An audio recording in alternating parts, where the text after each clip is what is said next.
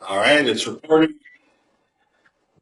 Okay, so this is now what we have just programmed in the previous little video snap. And you can see the switches down here right above it are the LEDs. If you look above them, they're numbered. So you can see, for instance, J15, 16, right? It gives you that particular identifiers to them. This is technically the one we call 0, and whichever ones I flip off, the appropriate LED turns on. Yay! Right? What's inside there when you look at them, those numbers, the J15 and whatever else, that's actually what's in your settings system. So what they're telling you is which of the ball grid of the elements on the chip is that switch. So technically speaking, even if you have nothing else, you could use these visibly features here, right? So ones that actually tell you the information in the sales constraint, this constraint file to do that. And you have to think standard data with the chip, and HL. So technically, if you have anything else, you reconstruct that whole design constraint file from this because you've got in information. So that's why they silk screened it on there. Yeah, it's much easier to read for me several years ago. Let's just fix that.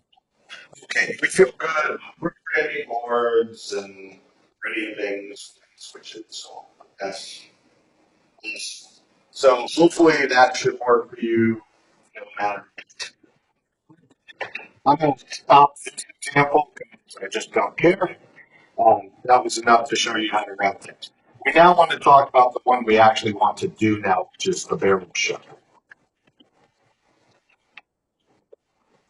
So if you remember last time, we kind of talked about it, we drew the example idea of this, that essentially what we could do is we could have a whole bunch of different shifters where we kind of did say for instance, a shift by one, right? Or not shift by one.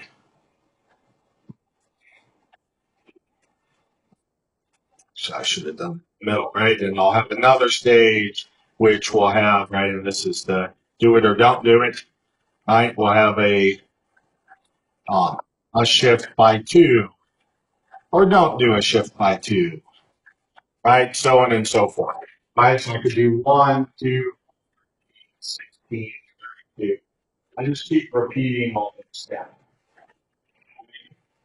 Essentially, the idea being on each one of these, this is why they call it barrel lock. So you can kind of go, oh, this is the first tumbler, the second tumbler, right? You don't have to really find it. Do I turn the shift? Do I turn on the shift for two? Or turn on the shift for four? Any combination of shift. So let's just kind of get, how we build one of these, right? We'll bring all of these and talk about how we could do this by a general. Makes sense. So these days, it's just we're just doing the binary digits. That's why it's not like this binary. Shit. So, okay, let's talk about this individual. How do I do a shift? Well, think about what is a shift one? Let's just say shift one, just for specificity. We could do that right. Let's just do one. What would it look like?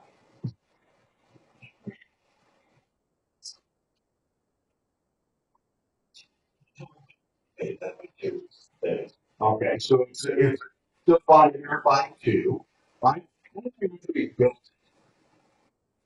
What would you do? Like, I would give you a number, whatever, 1 1 0 1 0, whatever. I think, what would you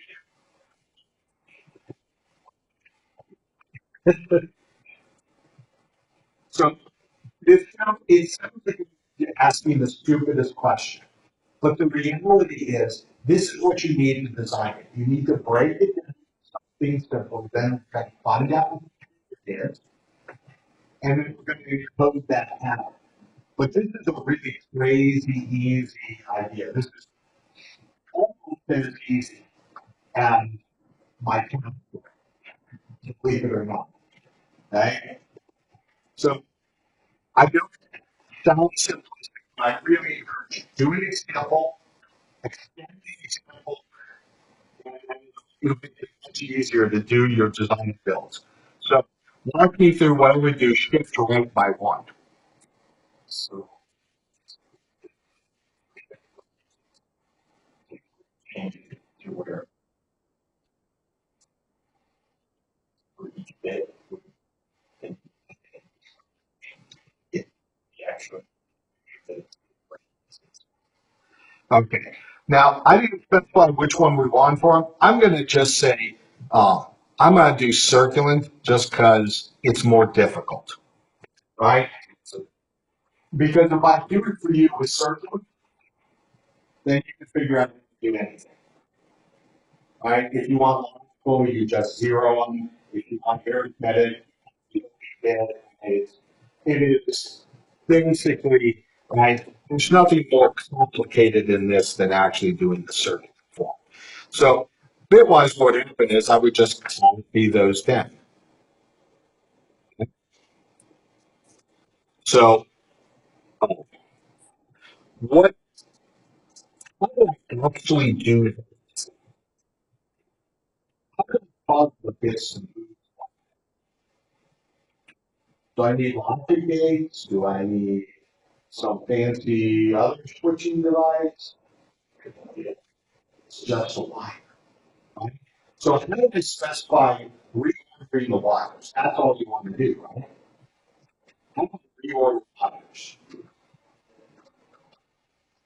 Change this up. Yeah, change the sequence. So just read up, make a note that kind of looks like it's a command sequence in variable versus a variable. This is why you have to write begin and end.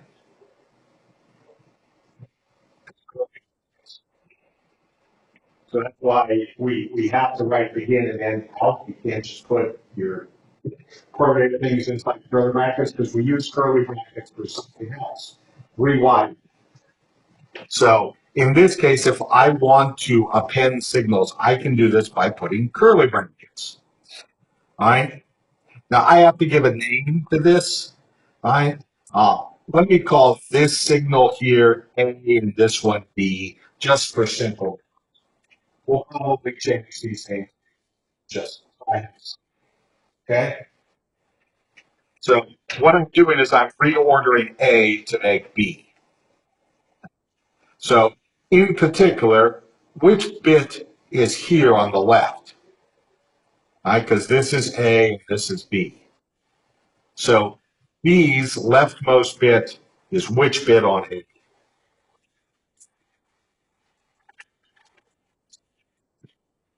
What? It is A0.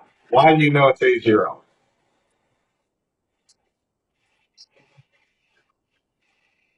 Yeah, right? And we always number 0 on up to whatever the maximum is, right? Unless you're crazy, you do some people, like, you know, certain companies that do this thing, but everybody generally figures it out now. If you're dealing in the U.S., you have to start on the right, but at least significant angle to the left. There are some conventions where it's split. That's cultural thing. But this is where the convention was developed for computers. So generally speaking, it's here. Inside, what this means when you're writing in Verilog, if I were to say wire, in this particular case, what do I have? 0, 2, 3, 4, 5. Right? I would have wire 5 to 0. So you see 0 is here, and this is 5. Right? For a total of 6 of these lonely bits. That makes sense. So I also know this. But as a general, you should put that is the better base, in my opinion, because it's going to be to what make your life tough. All right. So A0 has come around, right? Comma, so I'm making a comma separated listing here. It is the Chrome braces means append them all together. So what's the next bit? A5, right? Now I'm not going to end this here, right? Because the next one is going to be this is 5 and that is 4. Is there a shortcut way to write this? So this is a background syntax, right? But it's not like syntax because they stole it from Fortran. Fortran is one of the oldest that's out there. It was invented in the 50s. Then they steal stuff from Fortran. You will notice there's an awful lot of C in here. It's going to be a huge amount of Fortran too. Because, see, I love Fortran. Fortran is just a gift. It is. Okay. So it's going to be 5 down to 1. It's got very nice notation. Okay. Here, that now describes everything. This is what B is. Now we could assign that or whatever. Depending on where we put it, if we're putting this inside of a procedure block and we made these objects. Yeah. So we agree though that this is it. This one equals. So it's a nice way. I mean, that's simple. All it says is rebundle the wires. Now I could take a flux, right? And I stick that into one input. I just put this into one of the inputs of the mux, and then whatever goes, right? Uh, so I've got a similar thing in this one. I just put A in, right? So literally, I just put A in, and I put this rearranged A in, and out comes whatever you want. Is that fair? Uh, so how can I specify a mux?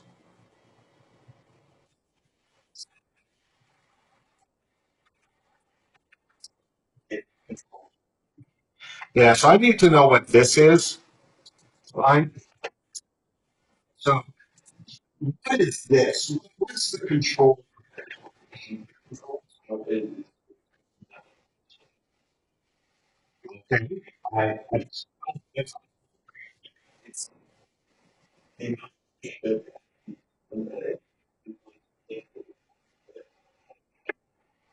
least significant bit. This is it on. So maybe I use it as a done with computer work. Please remember that the shift is called to shipping by in there's it's actually coded into their assembly or technically their machine code. So it's called shamped. Um, so it's shift amount shamped.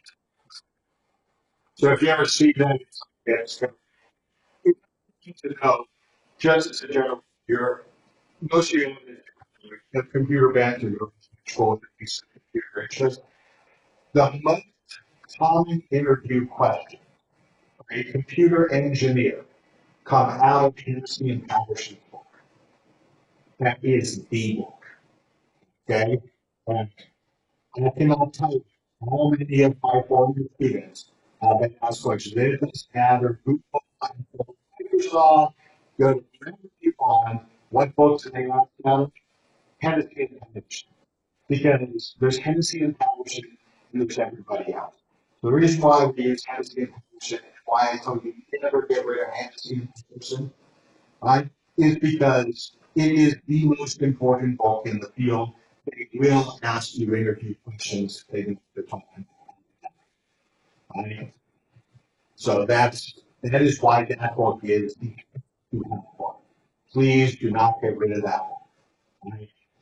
Before you're going to interview things, demo. It really is amazing. So getting used to the names of things that are in that book is just okay. So I'm going to call this how much I'm shifting based on their name.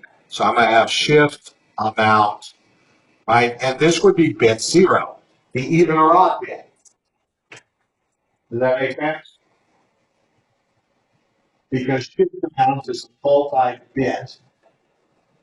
It's hard to read this. See if I can.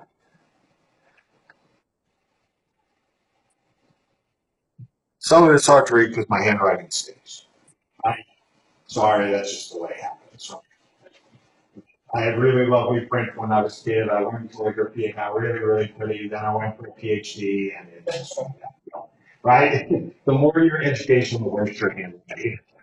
It's just unavoidable. Um, but that is shift amount. That's what this is. And I just took bit C because that's the even or odd bit. Guess what this would be? Yeah, shams 1, right? That's the, do you have 2 there?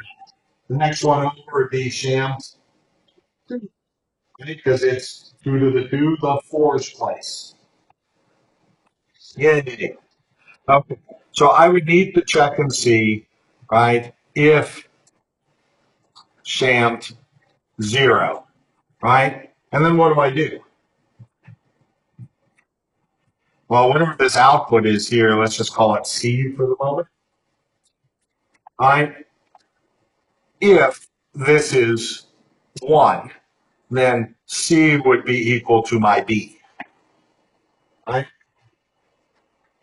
I guess I should put the semicolons just to be fair here.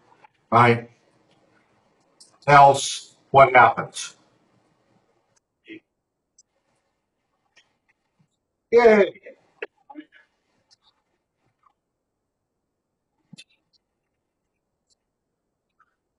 Good.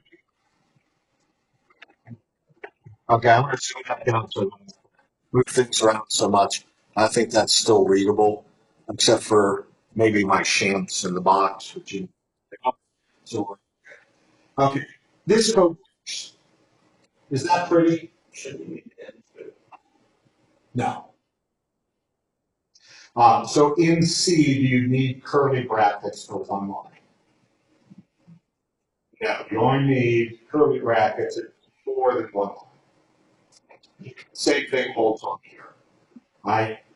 Anytime we have a little subline, if it's just one line, you're golden. Right?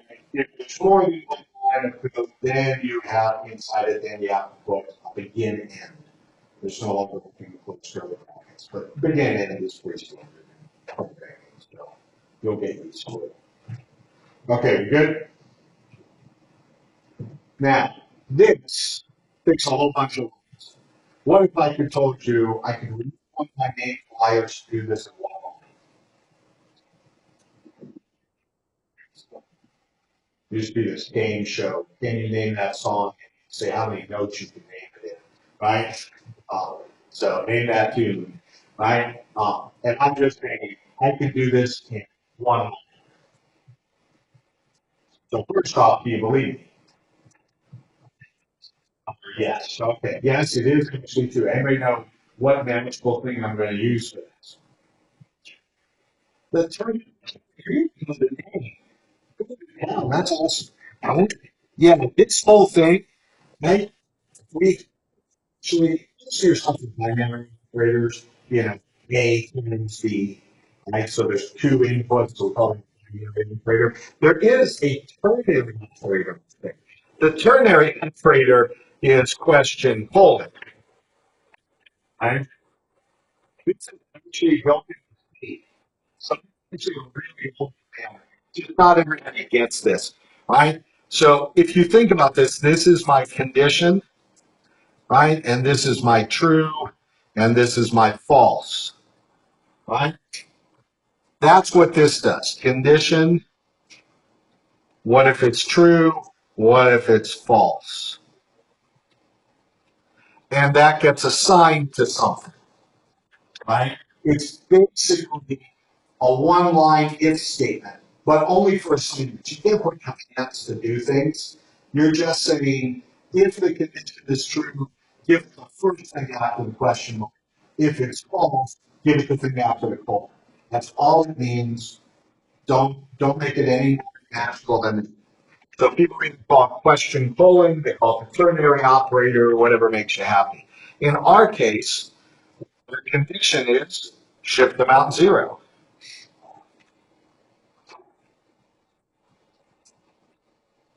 What happens if it's true? Well, C will equal B. What happens if it is false? Well, C will equal A. And you go, okay, that's one line, but you haven't got rid of B. Yeah, well, but I can take this B here and replace it by this curly bracket notation. Stick it a little bit longer, but I don't need B. I just literally just give it an A. It's curly. So one line, no B. The curly, this curly brackets plus ternary operator just makes it easier. Do we feel good on this? So then on this stage, what we're going to do for our lovely little operator here. So since we know this, I could kind of bring in a little table. I'm not going to write all of the letters out and everything. I'm just going to kind of put the bits. I've got 0, comma, and whatever the maximum number that I have. In this case, I had 6, so it's the maximum minus 1, right? Whatever the size of it is, minus 1, maximum bits, whatever, right? And that goes all the way down to 1. This is what happens with a shift of 1. Do we agree? All right. Is it okay if we just use this type of notation instead of doing the whole big thing? Awesome. So what is going to happen if I do a shift amount of 2? What bit is going to come over here? Right? And which one should be on the left? 1 or 0? 1. So it should go 1 to 0. And what should be on this side? Now that's kind of trivial, isn't it, right? Should always be x minus 1. Down to 2. Awesome. What if it's 4? This would be 3 to 0, right? And what's on this side? 2, 4. What if it was 8?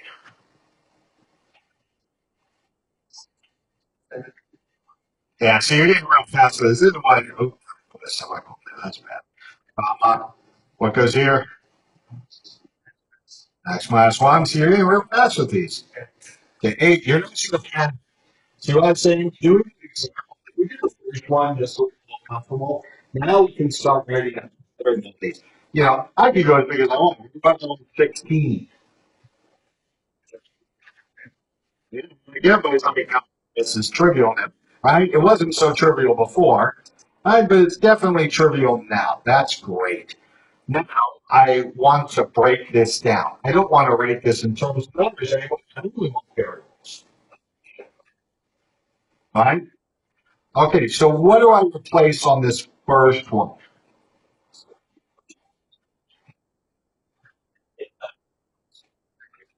Okay, it's whatever my shift last one, so we can call this n if you want for the shift amount, just so it's right. So n minus 1, colon 0,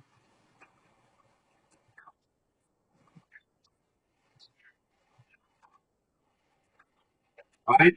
Or it's whatever that shifting clock is in this case. We appreciate it. Okay, now one problem. This one doesn't have a colon first. Yeah, that's why it was not to be defined. 0 to 0 just is 0. So then I can think common. Technically speaking, you can actually write minus 1. You know what that is? Empty. You have to give in order to specify a second pull right inside it that tells you what delta size is. So step size is always considered to be +1. If your first number is smaller than the second number, then that's a void condition, so it thinks about a null. If it's the same size, it just thinks about back if the person is bigger, you have a bigger range. So in this particular case, when we're going on here, right, um, you know, we actually have to do this one technically down to, I should say. There should be a -1 step, but that's okay. This is just showing the implementation. So we're going to do it. So this is true in MATLAB and a bunch of other cases. If it's smaller, so it can't do the default +1. The fully defaulted state size is always okay. So now I've got kind of a general way of writing this. But believe it or not, it's still not good. How does this walk? Let's put this forward. Yeah, see that phase reaction, right? This is annoying. So I don't like that variable. I can't do standard addition. I'm probably afford to have an easy index that I can take. So I'd like to be able to number it like 0, 1, 2, something like that. Okay? So I've got this 0. This is how I want to do my for loop, right? For, right? This is my index. I want 0, 1, 2, 3, 4, right? But I want to get in. So can you recognize this function? You want to know that index. We call it index coordinate for the sake of argument here. So therefore, n is equal to 2 to the I. Let's repeat that.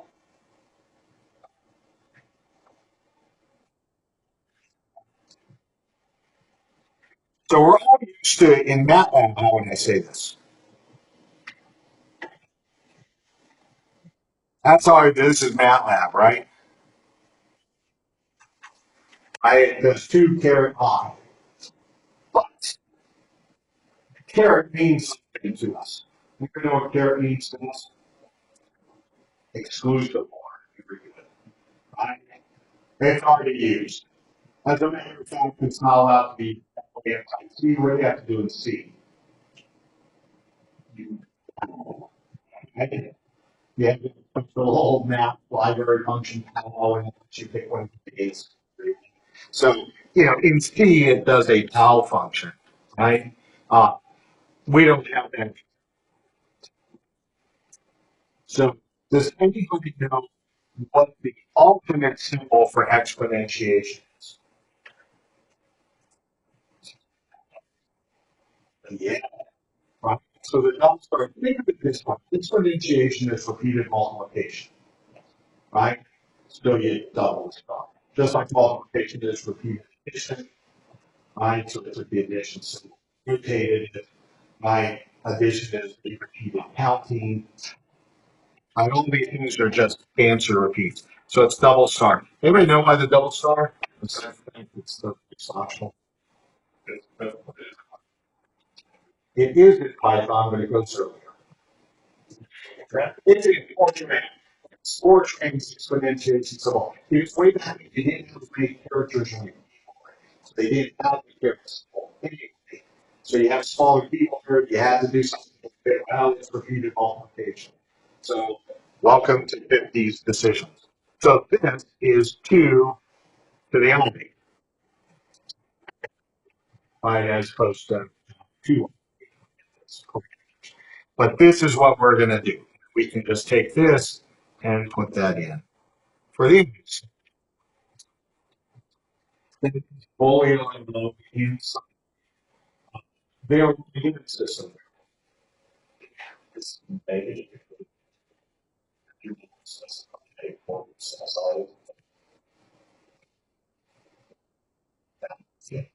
And you still have to put your steps to do this. Right? So it's just where you want to pay the costs. So if you know it's pretty easy to generate this, So now I can technically get any of these steps in here based off of this. Right? Now, conveniently for us, it's not going to cause us any problems, right? We're going to take a look at our system, and what this means is I've got, if I just use my A variable like I did before, I've got A, this is n minus 1, well, n is 2 to the star I minus 1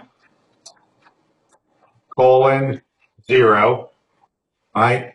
This works totally fine for me because this is my left-hand side is the bigger number anyway. Awesome, comma, A,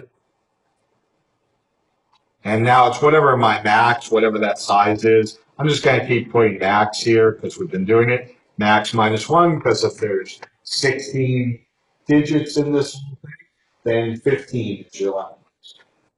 Right? And it goes all the way down to n, which is 2 to the star.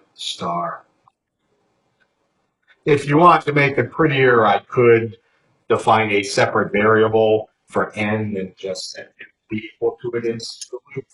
That is totally fine if that so helps you. All right, there's my curly brackets. That is the explanation of this step. We'll put it together with what we have here. That's what our b is. So I put my colon A. The question goes before it, right? Because remember, the other one you're not rearranging at all. A there. This was B, right? But now we have B written in a form I can easily put in a loop. What is the shift amount? It's That's the other reason why we want to keep a for loop index on this. Right? Makes my life easier because that's the same index here as it is here. And this is now my question colon syntax. That is to whatever my next level is. We can give it whatever. Fair? Okay. So for these, this gives me my basic statement, and I'll put this in a for loop for I equals, and we're going to start at 0, and we're going to go up to however many potentially these, my i's. I want to go up to the log of max, right? Does that make sense? Because if I'm dealing with 16, let's say there's 16 business, right? I potentially have a shift of 1, a shift of 2, a shift of 4, and a shift of 8. But a shift of 16 on 16 just means give me back my thing, i.e. don't shift. So it makes no sense, right? Shift from 0 to 15 and makes sense. And if you want to, if it's bigger than that, just check with bigger, divide it. And you can bring this extra jump, right? We don't need to spin round and round a bunch of times. So we just remove the excess and move on. There. So in this case, I'm going to go up to, if 16 is the amount that's on there, right? I then need to do the skips for 1, 2, 4, and 8 of 4, right? And what is log base 2 of 16? 4, right? So log base 2, whatever the amount is, that's exactly how big you have to walk through the loop. And we're going to do this with 0 to 1 less than that, but that's just less than all. So I just say I is 0, I is less than log base 2 of math. We'll talk about how we get this. There is a way to get log. We're actually going to just have this. We'll use a function. We're almost out of time, so we'll finish some of this up next time. Right? But we've got this up to log base 2 of max, and then what do I do each time? plus plus. Remember, I've got system error, so I've got plus one. So if you're a base error, you would have to say equals equals. Right? They don't have the equals, the minus equals, the times equal. They don't have plus plus, minus minus. But they're cash. So yeah, another reason. It's just a hell of a lot easier to write things in. So now I got a for loop, and that completely describes each of these. Now I need to get a unique name for these, because as I keep building the stages, these names won't change. It'll keep grabbing the same super block. Does that make sense? So I need to get a wire name that I can methodologically pick. What do you think I could do with that? Okay, so I could pick, right? Totally fine. Right? But what do I do? Do I call C? Do I call A? But how do I get the next one to the next stage, right? Because whatever I'm going to do, how do you want to find? I can make the one go into the two, shift them out, the two go into the four, vice versa. Right? But I have to pick a direction, and I somehow have to specify which side is going to go to the next stage, what is left behind, so that it can flow through. When you look at the picture up here, right? If you think about it, right, this is A and that's C, but internally this will be this one's A and this C. So what was on the left-hand side in ours, C, goes to the right-hand side. It becomes the A for the next stage. That makes sense? So I've got to come up with a name that will be correct.